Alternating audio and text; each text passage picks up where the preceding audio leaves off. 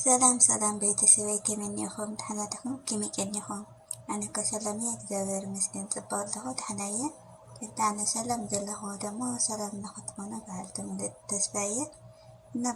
ኩሉ ንጽብቕካዩ ሓደ ፈረስ ጥራሕ ዝነበሮ ሓረስታይ እዩ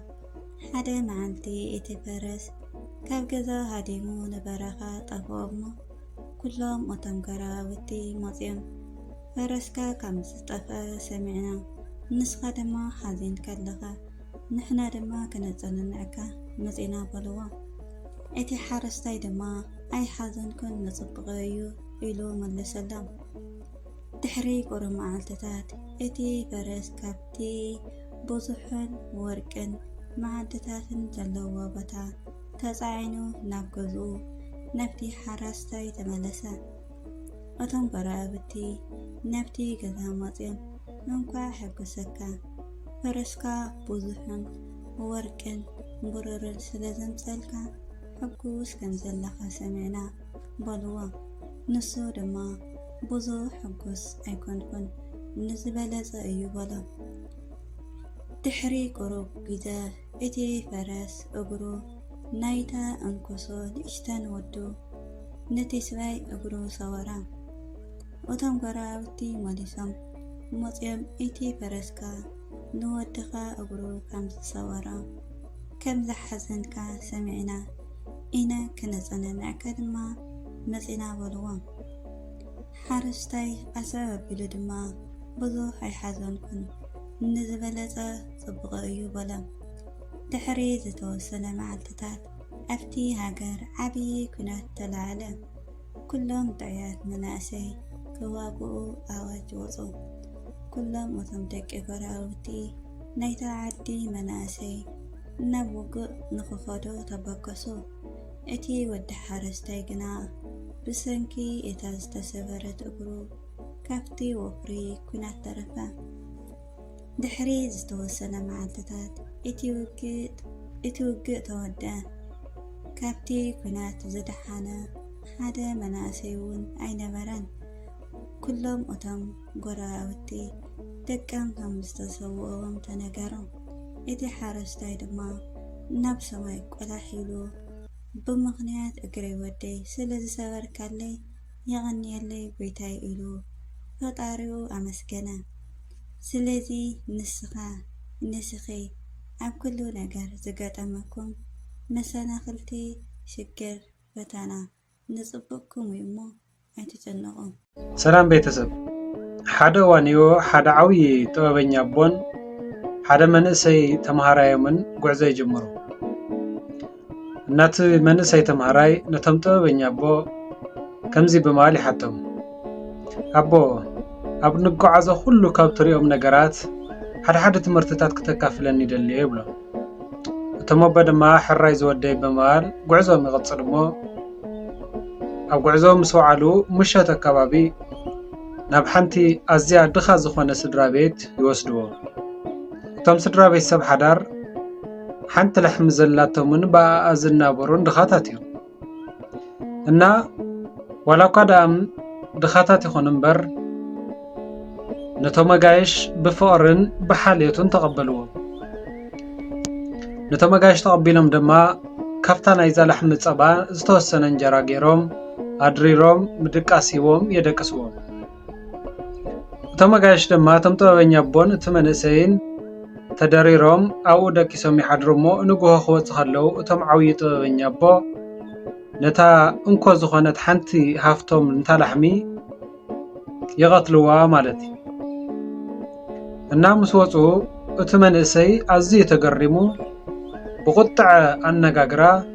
ኣቦ ንምንታይ እታ እንኮ ዝኾነት ሃፍቶም እሞ ድማ ምንን ከይሰስዑ ምንም ንባዕሎም ከይተጨነቁ ንዓና ብፍቕሪ ብሓልዮት ብብሩህ ገጽ ተቐቢሎም ካብታ ላሕሚ ዝወፅእ ሃፍቲ በረከት እውን ኣድሪሮም ብሰላም ደቂሶም ሓዲሮምና ስለምንታይ ንምንታይ ቀቲልካያ ኢሉ ብቁጥዐ ነቶም ቦ ይናገሩ እቶም ኣቦ ድማ ስቕ ኢልካ ተዓዘብ ይብልዎ ሕጂ እውን ጉዕዞም ይቕፅል እሞ ካልኣይ መዓልቲ ምሸት ናብ ሓንቲ ኣዝያ ዓባይ ዝኾነት ከተማ ይኣትዉ እሞ ናብ ሓደ ሃፍታምን ንፍጉን ዝኾነ ሰብኣይ የምርሑ እቲ ሃፍታምን ንፉግን ዝኾነ ሰብኣይ ድማ ብፀዋግ ዝኾነ ገጽ ምሕዳር ዶም ደሊኹም ክዱ ኣብቲ እኔኩም ዝፈራረሰ ገዛ ናተይ ገዛ እዮ ወደቅሱ ይብሎም። እቶም ጥበበኛ ኣቦ ድማ ምንም ኣይተዛረቡን ምስቲ መንእሰይ ወዶም ኮይኖም ናፍቲ ዝፈራረሰ ገዛ የምርሑ ማለት እዩ። ኣብኡ ኸይዶም ብዘይ ምግቢ ብዘይ ማይ ኣብቲ ዝተፈራረሰ ገዛ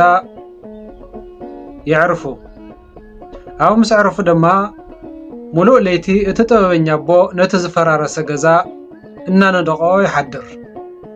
ምስ ወግሐ እቲ ተምሃራይ መንእሰይ ይልዓል እሞ እተረዮ እቲ ገዛ እንተረዮ ምሸት ከኣት ከሎ ዝፈራረሰ ነይሩ ንጉሆ እንተተልዓለ ግን እቲ ዝፈራረሰ ገዛ ተነዲቑ ይጸንሖ አቦ እዚ መን ነዲቕዎ ኣነ ነዲቐዮ ንምንታይ እዚ ሃፍታም ሰብኣይ እዚ እኮ ንፉግ ሰብኣይ እዩ ንዓና ብዘይ ምግቢ ብዘይ ማይ ብፀዋግ ዝኾነ ገዛ ተቐቢሉ ኣብቲ እንዴኩም ፍራስ ገዛ ውሕደር ኢሉ ዘባረረና እዩ ንስለምንታይ እዩ ገዝኡ ክትነድቀሉ ሓዲርካ ኢልዎ ዝወደይ ሱቅ ኢልካ ተዓዘብ ይብሎ ይወፅል እሞ ሳልሳይ መዓልቲ ኣብ መንገዲ እናኸድና ሃለዉ እቲ ቆልዓ በዚ ነገራት እዚ ደስ ስለ ዘይብሎ ኣቦ ክትገብሮ ዝደለኻ ነገር ኣነ በፍጽም ኣይተረድአንን ኣብቲ ድኻ ገዛ ምስከድና ነታ ዘላቶ ሓንቲ ሃፍቲ ወሲድካሉ ኣብቲ ሃፍታን ገዛ ምስከድና ግን ኣብ ዘለውዎ ነገር እሞ ድማ ሰራሕተኛ ምፅኡ ክሰርሑ እናኸኣለ ብፀዋግ ገጽ ብሕማቕ ኣረኣእያ እናጠመተና ክትሰርሐሉ ሓዲርካ ስለምንታይ እዩ ኢሉ ይሓቱ እቲ ኣቦ ድማ ዝወደይ ሓዘኒ ኣብቲ ድኻብ ዝኸድናሉ ገዛ ኣብቱ ገዛ ለይቲ መልአከ ሞት መፂ ነይሩ መፂኡ ነታ ሰበይቲ እቲ ድኻ ንሰበይቱ ነቲ ሓንቲ ሰበይቱ ክወስደሉ ኢሉ ነይሩ ኣነ ግን በጃኻ እዞን ገዛ ለዋሃትን ፈቀራትን እዮም ሓላያት እዮም ተቐበልቲ ጋሻ እዮም ስለዚ እንተደሊኻ ነዚ ሓንቲ ላሕሚ እዚኣ ውሰዳ ኣብ ክንዲዛ ሰበይቱ ነዚ ሓንቲ ላሕሚ እዚኣ ውሰዳ ኢለ ነዛ ላሕሚ ንኽወስዳ ገይረዮ በታ ሰበይቱ ፈንታ ድማ እቲ ሓንቲ ላሕሚ ሞይታ ናፍቲ ሃፍታም ገዛ ምስከድና ድማ ኣብቱ ዝፈራረሰ ገዛ ናይቲ ሃፍታም ሰብኣይ ወለዱ ኣብኡ ዝቓወርዎ ብዙሕ ወርቅታትን ሃፍትታትን ነይሩ እዛ ገዛ እንተፈሪሳ ብኻልእ ግዚኡ ክነድቃ ክመፅእ ከሎ እቲ ወርቂ እቲ ሃፍቲ ክረኽቦ እዩ ስለዚ ንሱ መፂኡ ኸይነድቆ እሞ ንኸይረኽቦ ኣነ እቲ ገዛ ክነድቆ ሓዲረ ንምንታይ እቲ ሃፍታም ነዚ ሃፍቲ እዚ ንኸይረኽቦ ነዚ ወርቂ እዚ ንኸይረኽቦ ምኽንያቱ ንዕኡ ስለ ዘይግብኦ እዚ ሃፍቲ እዚ ሪኢኻ ኣለኻ ዝወደይ ኣብ ሂወት ብዙሕ ግዜ እቲ ዝረአ ነገር ምስቲ ዘይረአ ሓቂ በፍጽም ኣይመሳሰልን ንሰባት ታዊኽና ብዝገበርዎ ነገር ኣይንፍረዶም ምኽንያቱ ኣብ ድሕሪ እቲ ዝረአ ሕማቕ ነገር ዓብዪ ጽቡቕ ነገር ክህሊ ከም ዝኽእል ንሕሰብ ሪኢኻ ኣለኻ ዝወደይ ኣብ ሂወትካ ሕማቕ ነገር ዘጋጠመካ መሲልካ እናማረርካ ዝሓለፍካዮ መዓልቲ ነገር ግን ድሕሪ ግዜ ክትሪኦን ከለኻ ለካ ከምዚ ዝኾነስ ንጽቡቕ እዩ ነይሩ ዝበልካሉ መዓልትታት ኣሎ ዶ ዝወደይ ሪኢኻ ኣለኻ ዝወደይ ነገራት ብንሪኦም ብቻ ክንፈርዶም የብልናን እንታይ ደኣ ግዜ ሂብና እንታይ ኮን ይኸውን ኢልና ብጽቡቕ ነገር ብተስፋ ክንሪኦ ከም ዘለና እዩ ዝወደይ ኩሉ ግዜ ነገራት ብዓይኒ ጥርጣሬ ዘይኮነሲ ንጽባሕ ተስፋ ዘለዎም ነገራት ምዃኖም ንጽባሕ ብሩህ ነገር ሒዘን ከም ዝመፁ ንጽባሕ እቶም ሕማቓት መሲሎም ዝተረኣዩና ነገራት ጽቡቕ ምዃኖን ክንኣምን ኣለና ኣብ ሂወት ኩሉ ግዜ ዘጓንፈና ነገራት ንጽባሕ ጽቡቕ ነገር ሒዙልና ከም ንመጽእ ክንሓስብ ክነስተንትን ክንርዳእ ይግባእ ዝወደይ ንሰባት ብዝረኣኻዮ ነገር ክትፈርድ የብልካን እቲ ዝረኣኻዮ ሕማቕ ነገር ጽቡቕ ኮይኑ ክትረኽቦ ስለ እትኽእል ብነገራት ብትሪኦ ነገራት ኣይትፍረድ